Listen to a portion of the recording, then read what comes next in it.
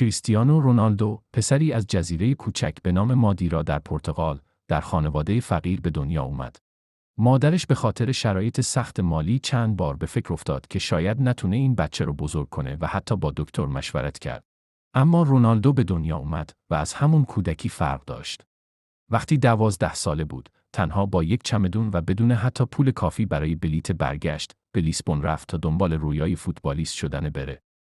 اون توی خوابگاه‌های باشگاه زندگی می‌کرد، شب‌ها دلتنگ خانواده‌اش بود، حتی بعضی شب‌ها گریه می‌کرد.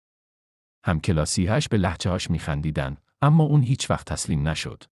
رونالدو با مشکل قلبی به دنیا اومده بود. دکترها گفتن شاید دیگه نتونه فوتبال بازی کنه.